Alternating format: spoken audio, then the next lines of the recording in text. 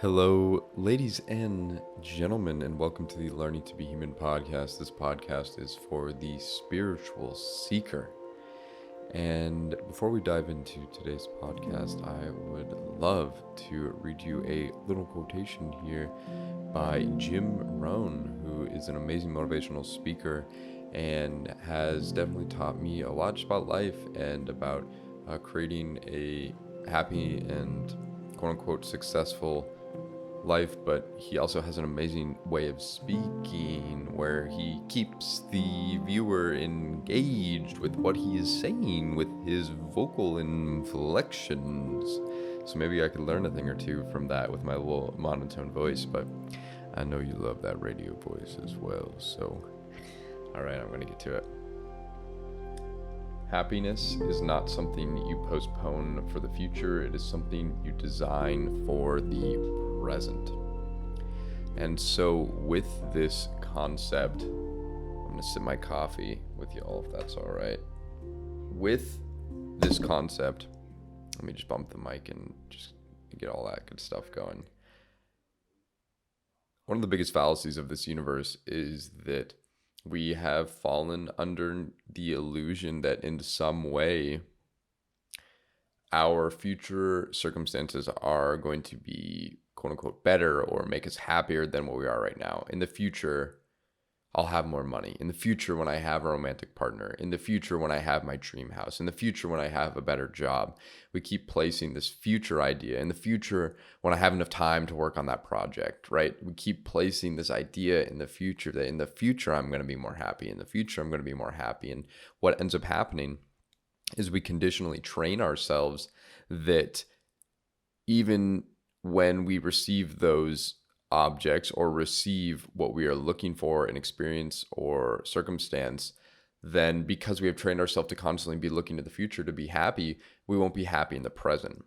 And so essentially what this means is that we must reverse the script from constantly seeking a future external happiness to flipping the script into really just gratitude and holding a space of being grateful for what we have now. Because if we are not grateful for what we have in the present moment, how are we going to be grateful in the future? If we're not happy about what we have and where we are now, how is the future going to be any different from where we currently are?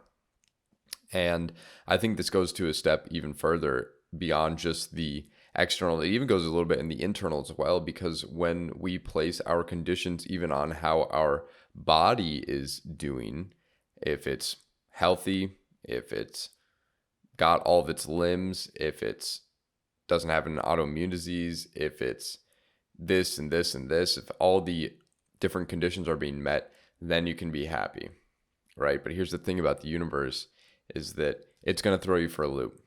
You might get in a car accident, or there might be some kind of health issue, or even the concept of one day we are going to pass away, we're going to die.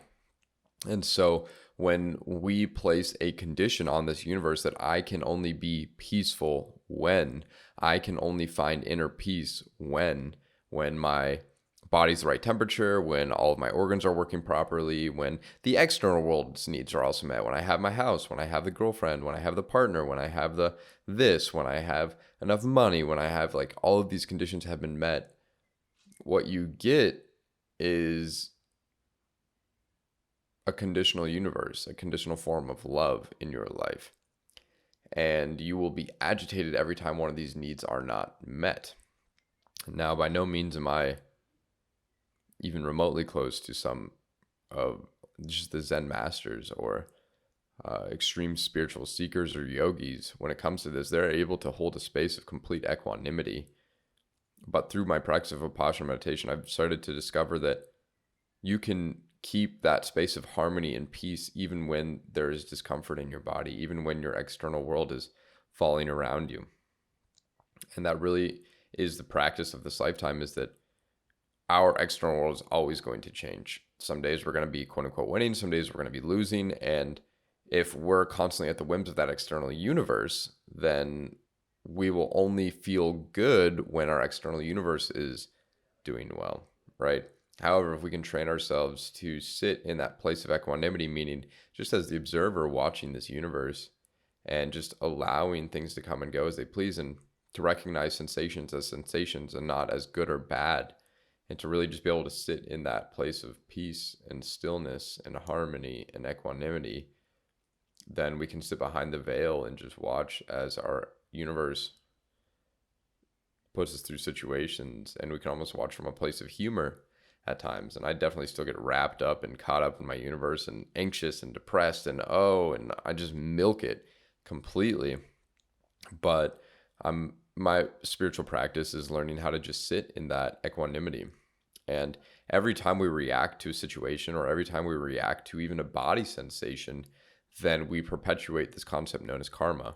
And karma in the West is kind of looked at as sort of this idea of, if I do something, then I will get that in return, which is somewhat true. Karma is the cause and effect nature of this reality. Karma in Sanskrit means action. However, that's not the best definition of it. Karma, in an essence, is sort of like a rut or an energetic pattern that exists because of the perpetual conditioning of somebody's decisions, or because of a particular event that continues to perpetuate. So for instance, if somebody comes to you consistently and pokes you in the chest, and you get mad every single time that person pokes you in the chest, that's your karma, right? However, if that one time somebody comes up and pokes you in the chest, and for a brief moment you find presence and peace and you don't react, all of a sudden you've broken that chain of karma. And it will take some momentum to break that chain of karma, but that essentially, in essence, is what karma is. And that's what happens with the external universe, and we're constantly kind of just running off and running through these waves of karma.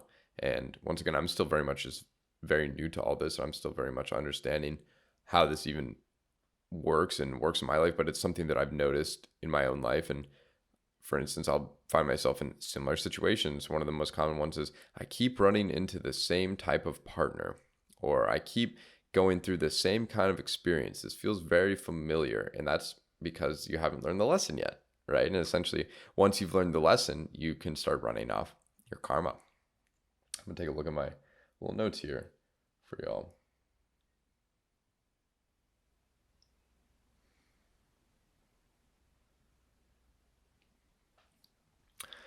Essentially, the message of this is to remember that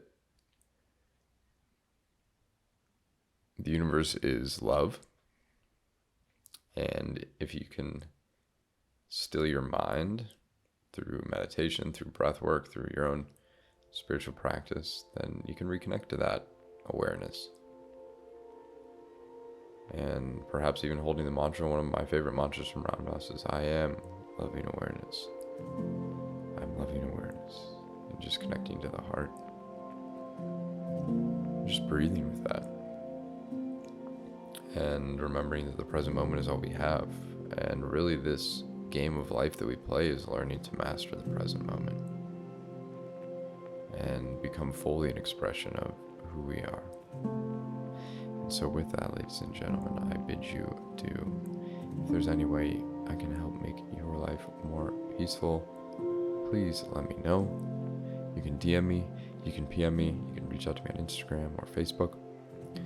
And I'd love to have a conversation. If any of you would like to come on the podcast and just discuss life philosophies, I would love that. Let's make it happen. I'll catch you guys on the next one, all right? Peace.